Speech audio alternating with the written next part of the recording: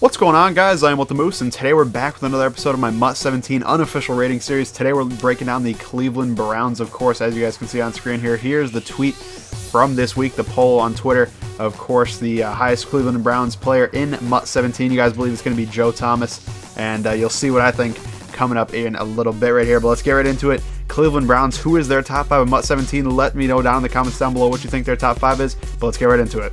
Coming in at number 5, we have Paul Kruger, linebacker for the Cleveland Browns. He had a solid year last year, nothing too crazy, 16 games total. Obviously nice to see that he played in all the games. Had less tackles than he had the previous 3 seasons, so that's a little bit of a downside. Also had less sacks as well. I'm not sure if that's a change in scheme or just the fact that he didn't play as well. Now, I personally thought he was going to challenge the elite tier coming into this season. He did have an 83, which is a solid solid overall. I think he'll be a little bit lower this year at an 82 overall, just given the fact that he has a solid track record, 33.5 sacks throughout his entire career. He only had 2.5 this past year, but the year before he had 11 sacks, also 4 pass defenses. Like I said, this year was a little bit of a down year, but overall, he has had a solid career, and I think he'll be an 82 overall. At number 4 on the countdown was one of the biggest breakout players of the past season. That is Gary Barnidge, tight end for the Cleveland Browns. He played the first few years of his career with the Carolina Panthers and really didn't do anything. And even the past 2 years before this past year with Cleveland, he didn't really do much either, putting up a total of, like 270 yards total in 2 years. So he really didn't do anything in his career before this past year. And this year he broke out like crazy, had over 1,000 yards and 9 touchdowns, really became a reliable target for that team. Had a great year, and nobody can take that away. That being said, I'm only going to put him at an 83 overall. That's still a pretty solid amount in my personal opinion. I think it's kind of high, not kind of high for him, but kind of high just in general, given the fact that he didn't do anything in his career before this year. So I think an 83 overall is a solid amount, and I could even see him pushing, an 84, possibly even an 85 overall, basically in MUT 17.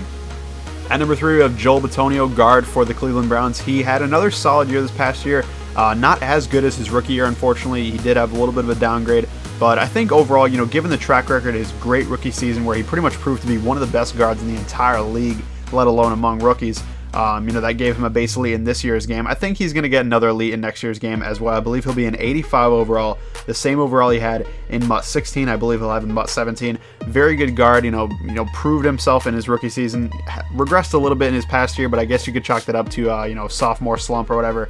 And overall, just a solid player and should be a base elite in MUT 17. At number 2, I have Joe Hayden, who has had a great career as a Cleveland Brown cornerback, of course. Now, this past season, he only played in 5 games, did get hurt, unfortunately, but still had a solid year. I mean, nothing too crazy, obviously, given the fact that he only played 5 games.